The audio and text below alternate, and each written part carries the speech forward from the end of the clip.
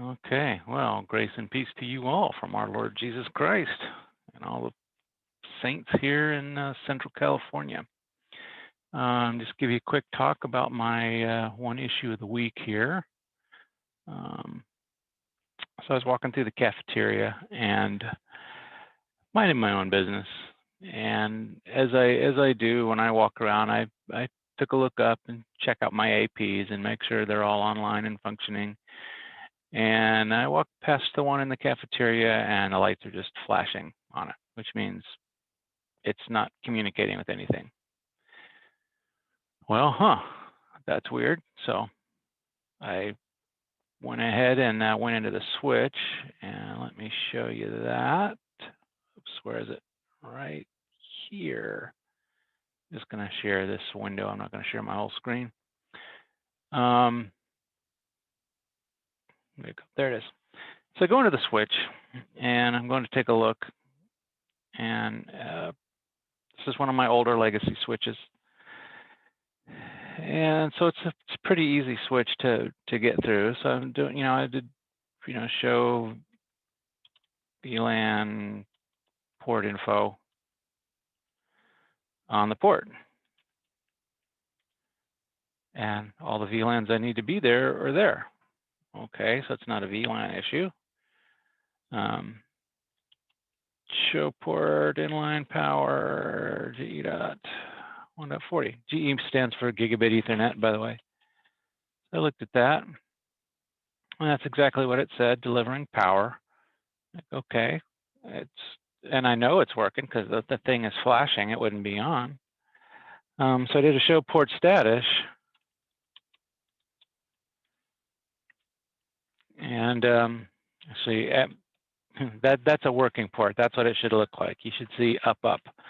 I'm sorry, it was on port 44, and that's what I saw, down and up.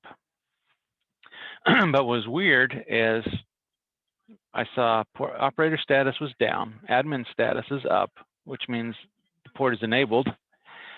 Under speed, I saw the speed, what it should be, 1 gig, duplex full.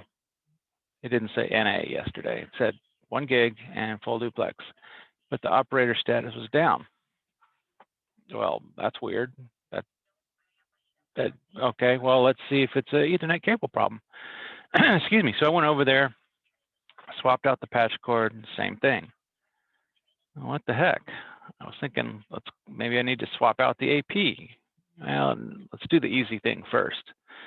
So I changed ports. I moved the cable over here from port 44 over here to port 40. And sure enough, just like you saw, okay, now it's up. And I did a show MAC port GE.1.40, oops, 40. And I saw the MAC address of the unit, and I saw, okay, yeah, it should be in port, that's my management VLAN for that particular set of APs. Okay, well, that's good. But why? So I moved it, all right, it's working. I know the AP is good. I know the cable's good. So I moved it back to the original port because I'm lazy and I didn't want to have to set a new alias on a new port. Even though I'd already changed the VLANs and everything for this new port. Put it back on the old port, same thing. It starts flashing. It's not answering. So the port is delivering power, but it's not switching. It's not switching traffic. So I put it back on the original port or the new port. Got it up and running. And so then I was at the point of, well, okay, well, what do I need to do now? I got one dead port on a switch that's, let's see, how many available ports do I have? So there's a lot of things up on that switch. All these ups are devices. Down ups are unused ports. So I've got a lot of spare ports on this switch. It's a legacy switch. It needs to be replaced one day, probably this year. What should I do now? And I've decided what I should do. Set port alias GE.1.44 bad do not use.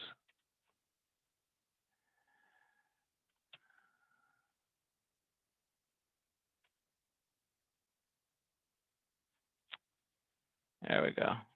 Bad do not, but they'll get the idea. That's what I'm going to do.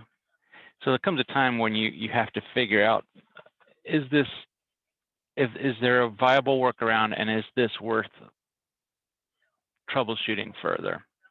And in my opinion, given the facts of this case, given the fact that this is a legacy switch, given the fact it's going to be replaced, and given the fact I've got a lot of spare ports, is it worth, spending a lot more of my time troubleshooting this one port, maybe calling up Extreme and having to spend, time with them to figure out why this one port is working? Or do I do what I did, just move it to a new port and move on? And that's what I've elected to do.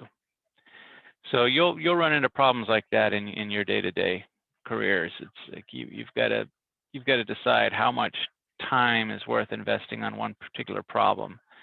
And I'll use a hospital term. You got to triage it. Decide what's the best course of action. Is this one port worth saving? Now, if there was no way we were going to ever replace this switch, and I was down to like 2 or 3 open ports, and yeah, I would say, maybe let's try restarting the switch off hours and see if that brings the port back. Let's call Extreme. Let's do whatever we can to get that port back, because I don't have any more available ports. But that was not the case. So this is what I've elected to do. So yeah, as you go through your careers, you'll run into issues like that, and you've just got to decide for yourselves how best to approach it. So, all right, guys, I'm going to try to keep these a little shorter. That's all I got for this week. Thanks for watching. If you're getting anything out of this, click subscribe, click the notification bell if you want to know when more of this drivel comes out, and we'll catch you all next week. God bless. And where is it? Right there. Boop.